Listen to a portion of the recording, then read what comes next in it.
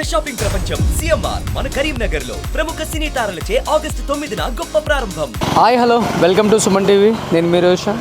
నిన్న మేపాడులో మనం ప్రతిదీ కూడా లైవ్లో అన్నీ కవర్ చేసాము. బట్ కొన్ని హౌసెస్ అయితే ఏవైతే మిగిలాయో కుటుంబాలకు సంబంధించిన కొంతమంది అంటే ముందే గ్రహించి ఇక్కడ ఒక ప్రళయం సంభవించబోతుందని. ఎందుకంటే ఫస్ట్ వచ్చిన ప్రళయానికి సెకండ్ దానికి కూడా దాదాపు ఒక 15 to 20 minutes గ్యాప్ ఉంది. కాబట్టి ఆ ఫస్ట్ వచ్చినప్పుడు ఆ సౌండ్ తాకిడికి అండ్ ఈ డాగ్స్ అనేది కూడా ఎప్పుడు కూడా భూకంపాలు వచ్చినా కానీ ఇలాంటి ప్రళయాలు వచ్చినా కానీ ముందుగానే పసిగడతాయి. కాబట్టి ఇంట్లో చాలామందికి డాగ్స్ ఉన్నాయి. అక్కడ ఆ డాగ్ వల్ల దాదాపు ఒక 100 ప్రాణాలు కూడా బయటపడ్డాయి అని చెప్పేసి అక్కడ ఊరు వాళ్ళు చెప్పడం జరిగింది, పక్క ఊరు వాళ్ళు.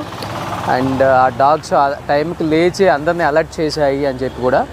ఆ ఫస్ట్ వచ్చిన టైం అప్పుడు వాళ్ళ చూసి భయపడి చాలామంది ఇంట్లో నుంచి ప్రాణాలు మిగిలితే చాలని బయటకు వచ్చేసారనమాట. అలాంటి వాళ్ళని కొంతమందిని అండ్ చిన్న చిన్న గాయాలు అయి ఉన్నాయి కొంతమందికి, వాళ్ళందరినీ తీసుకొచ్చి ఇక్కడ గవర్నమెంట్ హాస్పిటల్ ప్రైమరీ హెల్త్ కేర్లో కొంతమందిని అండ్ అంటే ఏజ్కి సంబంధించిన వాళ్ళని అంటే చిన్నపిల్లల్ని చైల్డ్ అక్కడ మన పీడియాట్రిషియన్ సెంటర్కి కూడా పంపించారనమాట. ఇక్కడైతే కొంతమంది ఉన్నారు. అసలుకి ఆ ఇన్సిడెంట్ ఎలా జరిగింది వాళ్ళ కళ్ళతో చూశారు కాబట్టి ఒకసారి వాళ్ళతో మాట్లాడే ప్రయత్నం చేద్దాం లోపలికి వెళ్ళి ఒకసారి. సో కనబడుతుంది అండ్ పోలీస్ సిబ్బంది ఎస్పెషల్లీ రెస్క్యూ టీమ్ అందరూ కూడా చాలా కష్టపడుతున్నారు. చాలామంది కూడా వాలంటీర్గా వచ్చి మిగతా స్టేట్ల నుంచి ఎప్పటికప్పుడు వాళ్ళకు ఫుడ్ కానీ వాళ్ళ హెల్త్ని కానీ అబ్జర్వ్ చేస్తూ అండ్ ప్రతి ఒక్కరు కూడా మీకు కనపడుతుంది చూడండి. ఇక్కడ మొత్తం కూడా వాళ్ళ డ్యూటీ విధుల్లో పూర్తిగా నిర్వహిస్తున్నారు. అండ్ చూస్తున్నాం అన్ని ఎమ్మెల్యేలు ఎంపీలు ఇటు ఒక్క చూస్తే ప్రతి ఒక్కరు కూడా అండ్ కంటిన్యూగా వెళ్తున్నారు. అండ్ కేరళకు సంబంధించిన మినిస్టర్స్, ఎంపీస్, ఎమ్మెల్యేస్ కంటిన్యూగా వస్తున్నారు ఇదే ప్లేస్కి. ఎందుకంటే ఒకసారి చుట్టూ గమనిస్తే మీకు అర్థమవుతుంది, చుట్టూ అంతా కూడా హిల్లు మిడిల్లో ఉన్నాయి.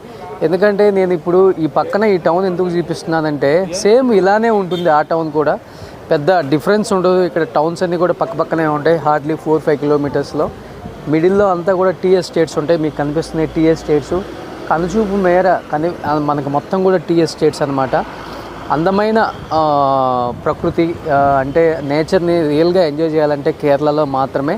సేమ్ ఇక్కడ ఎలా అయితే ఒక టౌన్ కనిపిస్తుందో మీకు అలాంటి టౌనే పక్కన మునిగిపోయిందనమాట. అంటే అక్కడ కొండ చర్యలు విరిగిపడటం వల్లే అలా ఆ ఊరంతా అలా కొట్టుకుపోయింది. ఈ పక్క ఊరికి తీసుకొచ్చారు గవర్నమెంట్ హాస్పిటల్కి. ఒకసారి ఇక్కడ వార్డ్ వైజ్ పెట్టారు చాలామందిని.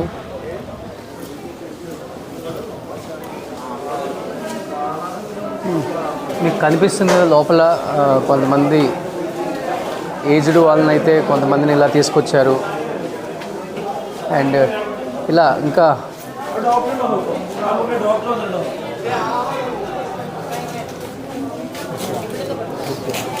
ఇక్కడైతే కంప్లీట్గా అన్నీ వాళ్ళకి ఏ టైంకి ఏం కావాలో మొత్తం కూడా ఇక్కడ ఇవ్వడం జరుగుతుంది. ఓవరాల్గా మొత్తం టీం అంతా కూడా చేస్తూ ఉన్నారు. అండ్ అంటే ప్రతిదీ కూడా ఎప్పటికప్పుడు ఇక్కడ అబ్జర్వ్ చేస్తూ పోలీస్ కావచ్చు అండ్ మిగతా టీం కావచ్చు ప్రతి ఒక్కరు కూడా ఎప్పటికప్పుడు అబ్జర్వ్ చేస్తున్నారు. ఎందుకంటే ఇక్కడ వీళ్ళు కంప్లీట్గా ఇంకా అదే డిప్రెషన్లో ఉన్నారు, వాళ్ళ ఫ్యామిలీస్ని మిస్ అయ్యాయన్న డిప్రెషన్లో ఉన్నారు. కాబట్టి సో ఇక్కడ కంప్లీట్గా ఇది సిచ్యువేషన్. కొంతమంది అక్కడ ప్రాణాలతో బయటపడ్డ వాళ్ళు ఉన్నారు. సో వాళ్ళు ఇంకా డిప్రెషన్లో ఉన్నారు. వాళ్ళని డిస్టర్బ్ చేయడం ఇష్టం లేక ఇక్కడ కొంతమంది కూడా కనిపిస్తున్నారు మనకి, పిల్లలు అందరూ కూడా. మీరు చూస్తే అర్థమవుతుంది లోపల చాలామంది ఉన్నారు, చిన్న పిల్లలు కూడా ఉన్నారు. అండ్ ఒకసారి ఎవరితో మాట్లాడే ప్రయత్నం చేద్దాం మనం. అసలుకి അక్కడ സിറ്റുവേഷൻ వాళ్ళు ఏం చెప్తారో ఒకసారి మాటల్లో విందాం. ഞാൻ ചൂരമലയാണ്. അവിടെ പിന്നെ മുണ്ടക്കൈ എന്ന് പറഞ്ഞ സ്ഥലത്താണ് ഇടിച്ചിലും പൊളിച്ചിലൊക്കെ ഉണ്ടായിട്ടുള്ളത്. അതൊക്കെ വെള്ളം എടുത്തു പോയി. എനിക്ക് 75 സെന്റ് സ്ഥലമുണ്ട് അവിടെ. സ്ഥലം ഞാൻ പൈസ കൊടുത്ത് മേടിച്ചതാണ്. അപ്പോൾ ഒരു കൊല്ലം ഞങ്ങളോട് ചെന്നേ പിന്നെ നികുതി എടുത്ത് ഞങ്ങളിപ്പോൾ വീടില്ല, ചെറിയ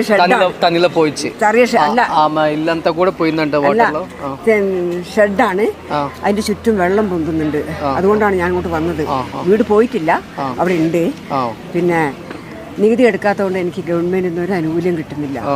സത്യത്തിൽ 75 വയസ്സ് വരെ ഇന്നും ഞാൻ തൊഴിലുറപ്പെടുത്തി ജീവിക്കുന്ന ഒരാളാണ്. 25 సంవత్సరాల నుంచి ఉంటున్నారంట అమ్మ అక్కడే. 75 എൻ്റെ മോനാണെങ്കിൽ ഒരു ഹാർട്ടിന് കംപ്ലൈൻറ്റ് ഉണ്ട്. ഞാൻ ടി വിൻ്റെ ഇതുള്ള എനിക്കിന്ന് എക്കോ എടുക്കേണ്ട ആളാണ്. അപ്പോൾ വീട്ടിൽ നിന്നാലും ശരിയാവുന്നതാണ് അവർ എന്നെ കൊണ്ടുവന്നാണ് ഇങ്ങോട്ട്. അപ്പോൾ എൻ്റെ മോനാണെങ്കിൽ ടി വിൻ്റെ അസുഖം ഉണ്ടായിട്ട് ഒറ്റ മോനേ ഉള്ളൂ. അപ്പോൾ അവൻ്റെ ഭാര്യ ഇട്ടെറിഞ്ഞ് പോയതാണ്. അപ്പോൾ ഞാനും മോനും മാത്രമാണ് വീട്ടിൽ.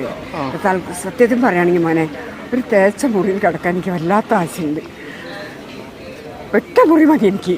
അത് തേച്ച് കിട്ടിയിട്ടാലും കിടക്കുക. 75 വയസ്സ് വരെ കഷ്ടപ്പെട്ട എനിക്ക് എൻ്റെ വലിയൊരു ആശയാണ് ഒരു മുറി എങ്ങനെ തേച്ചിട്ട് അതിന് ഒരു ദിവസമെങ്കിലും കിടക്കണം.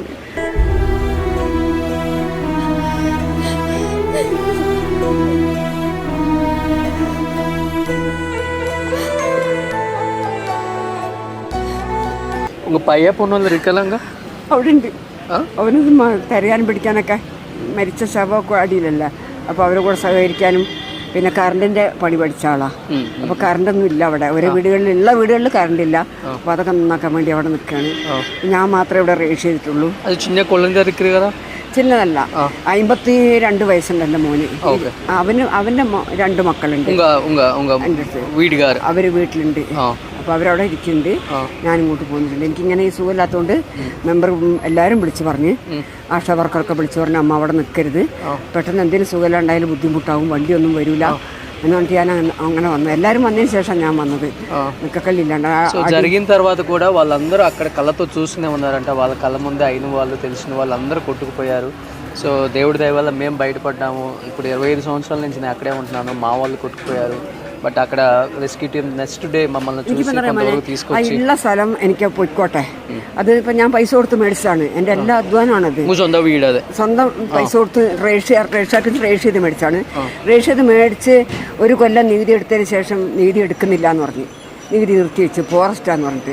ആ ഫോറസ്റ്റുകാർ കൊണ്ടുപോകുന്നുമില്ല, നമുക്കവിടെ ജീവിക്കാനുമില്ല. ആനയൊക്കെ വന്നിട്ടാണ് മുറ്റത്ത് നിൽക്കുന്നത്. ഞങ്ങൾ ഒറ്റപ്പെട്ട വീട്. ആ വീട് കണ്ടാലേ ഈ ഭൂമിയിൽ എല്ലാവരും പറയും ആ തള്ള അവിടെ ഒറ്റയ്ക്ക് നിൽക്കുന്നല്ലോ എന്ന്. உங்கள் கண்ணார பார்த்துட்டு எப்படி இருக்கம்மா அந்தாச்சு? அந்த கண்ணாரை பார்க்கும்போது அந்த தண்ணியெல்லாம் வரும்போது என்ன நினச்சிட்டு இருக்க நீங்கள்? പക്ഷെ ഞങ്ങൾ അത്ര അറിഞ്ഞിട്ടില്ല. ഞങ്ങളൊരു വളവിലാണ്, അതുകൊണ്ടാണ് ഞങ്ങളെ വീട് പോവാതിരുന്നത്. എത്ര മണിക്ക് നൈറ്റ്? 2 മണിയായി എന്നാ പറയുന്നത്. അപ്പൊ ഞങ്ങൾ പിറ്റേ ദിവസം രാവിലെ നോക്കുമ്പോൾ ആ മൈതാനം പോലെ ആയി കിടക്കുന്നത്. നമ്മൾ പോകുന്ന വഴിക്കൊക്കെ പാറയും കല്ലും വന്നിട്ട് അങ്ങോട്ട് പോകാൻ ഇനിയിപ്പോൾ ചെറിയ ഷെഡാണെങ്കിലും ശരി അങ്ങോട്ട് കയറി പറ്റാനുള്ള വഴി കണ്ടാലേ അറിയുള്ളൂ മക്കളെ. ഞാൻ പറയുന്ന പോലെയല്ല, പാറയും കല്ലും വന്നിട്ട് വഴി മൂടിക്കിടക്കുകയാണ്. അപ്പൊ ഞങ്ങൾ കാട്ടിൽ കൂടെയാണ് പോയത്. കാട്ടിനുള്ളിൽ കൂടെ പോവുകയാണെങ്കിൽ ആ കാട്ടിൻ്റെ ഉള്ളിൽ കൂടെ പോകണം. പിന്നെ എനിക്ക് എല്ലാവരോടും എനിക്കിത്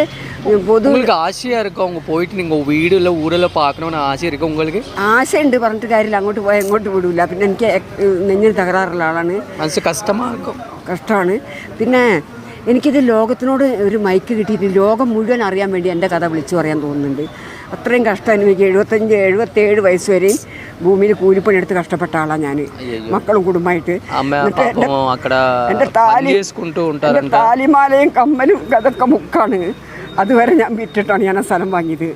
അതിൻ്റെ നികുതി വരെ എടുക്കുന്നില്ല എന്ന് പറഞ്ഞത് ധർമ്മസങ്കടം വേറെന്നുണ്ടോ? നികുതി എടുക്കുകയാണെങ്കിൽ എനിക്ക് പഞ്ചായത്തിന് വീട് വെച്ച് തരും. ആരെയും കയ്യും കാലും പിടിച്ചു.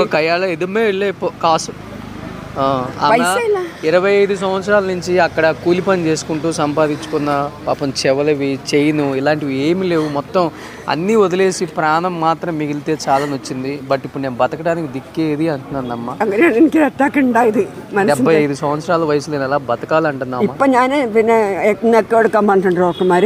ഇവിടെ നമ്മൾക്ക് പൈസ കൊടുക്കാൻ ചെയ്ത് കിട്ടുമല്ലോ എന്ന് പറഞ്ഞിട്ടുണ്ട്. അപ്പോൾ അവരെന്നെ സഹായിക്കും. നിങ്ങൾ പൈസ വേണമോ എനിക്ക് ഫോൺ പണുங்க, நான் அனுப்பிச்சுக்கிறோம்.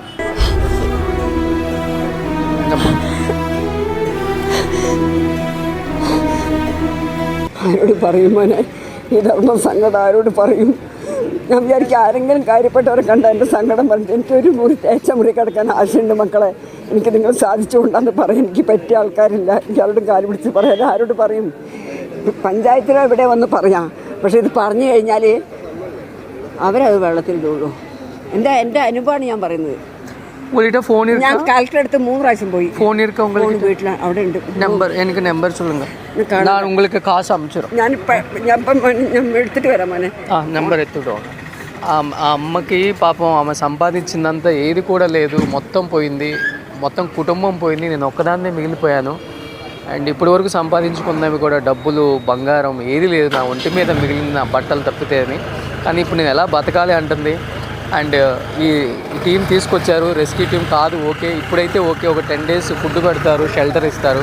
బట్ దీని తర్వాత ఏంటి, నేను ఎక్కడికి వెళ్ళి బతకాలి అనేది అది క్వశ్చన్ మార్క్ పాపం. నిజంగా ఇలాంటి వాళ్ళు సింగిల్ లేడీస్ చాలామంది ఉన్నారు అక్కడ. హస్బెండ్ పోయి, పిల్లలు పోయి, కొంతమంది అయితే సింగిల్గా మిగిలిన మగవాళ్ళు కూడా ఉన్నారు, భార్య పిల్లలు పోయి. వీళ్ళందరినీ చూస్తుంటే గుండె తరుక్కుపోతుంది. అంటే యంగ్లో ఉంటే ఏదో ఒక పని చేసుకుంటారండి, కానీ ఇలా పాపం వయసు అయిపోయిన వాళ్ళు, పెద్దవాళ్ళు, ముఖ్యంగా వీళ్ళు 70-75 సంవత్సరాలు ఉన్న వాళ్ళు ఇప్పుడు ఏం పని చేయగలరు పాపం. అండ్ ఇక్కడ గవర్నమెంట్ కూడా వీళ్ళకి సపోర్ట్ చేయాలి. అట్ ది సేమ్ టైం మిగిలిన వాళ్ళు కూడా ఈ ఇన్సిడెంట్ చూసిన వాళ్ళు ఎవరైనా కానీ సపోర్ట్ చేయడానికి ముందుకు వస్తున్నారు. బట్ మేము కూడా నిన్నటి నుంచి వరకు చాలా వరకు ట్రై చేసాం. సుమన్ టీవీ నుంచి చాలా వరకు హెల్ప్ చేసుకుంటూనే వచ్చాం అందరికీ. అంటే ఫుడ్ మాత్రం ఇవ్వగలిగాం మేము కూడా. అంటే ఇక్కడ సిచ్యువేషన్ ఇలా ఉంటుందని తెలియదు కాబట్టి డెఫినెట్గా అంటే ఇలాంటి ఏజ్డ్ వాళ్ళకి మేము కూడా మా సైడ్ నుంచి ఏదో ఒకటి అయితే చేద్దాం అనుకుంటున్నాం డెఫినెట్గా. ఒకసారి ఆ అమ్మ వస్తున్నారు, కనీసం ఆ అమ్మ దగ్గర చూడండి, చిన్న ఫోను బుక్ పెట్టుకొని. అమ్మ ఉంగ ఫోన్ నెంబర్ சொல்லுங்க எனக்கு. 920 உங்கள் நம்பர் 920 92 0 79 7 82 82 45 45 1 ആ ഈ ലോകം മുഴുവൻ ഞാൻ ഈ പറയുന്ന കാര്യം അറിഞ്ഞാൽ എനിക്ക് അത്രയും സന്തോഷമാണ്. എന്താ അത്രയും മനസ്സിലില്ലാത്ത ആൾക്കാരാണല്ലോ നമ്മൾ భూమిയിലുള്ളത്. పాపం ఈ అమ్మ దగ్గర 20 రూపాయలు ఉన్నాయి. సర్లే அம்மா நான் உங்களுக்கு ஃபோன் பண்ணிட்டு அக்கௌண்ட் நம்பரில் அனுப்பிச்சி கொடுக்குறோம்.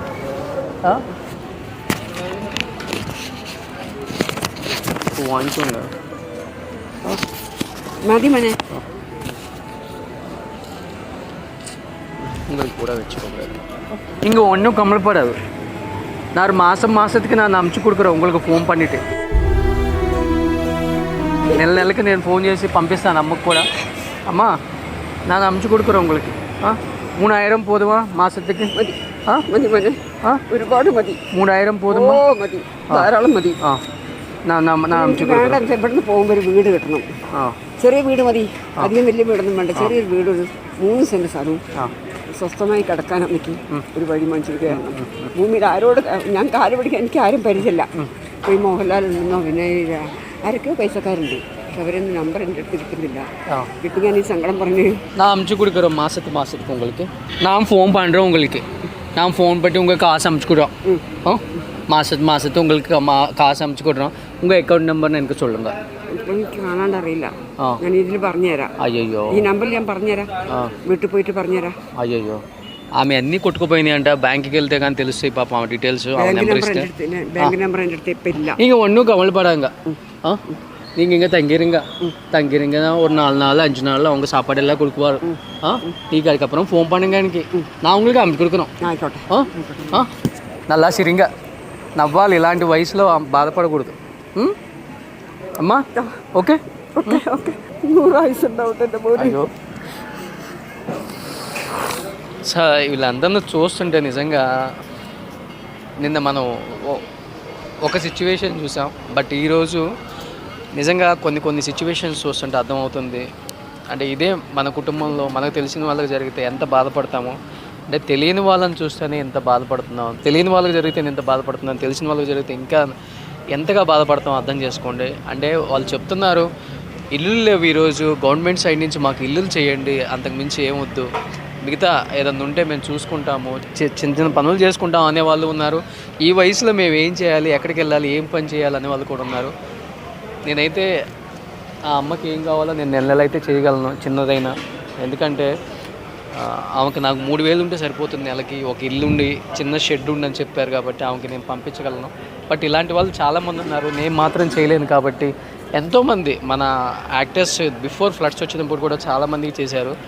దయచేసి మీరు ఈ ఏరియాకి సంబంధించిన వాళ్ళు మీకు చాలామంది తెలిసే ఉంటుంది, ఎమ్మెల్యేస్ ఎంపీస్ ఎవరొకళ్ళు, మన ఆర్టిస్టులకైనా మన పొలిటీషియన్స్కైనా. అండ్ అంటే దయచేసి మన సైడ్ నుంచి, మన స్టేట్ సైడ్ నుంచి కూడా ఏదో ఒక చిన్న హెల్ప్ చేసి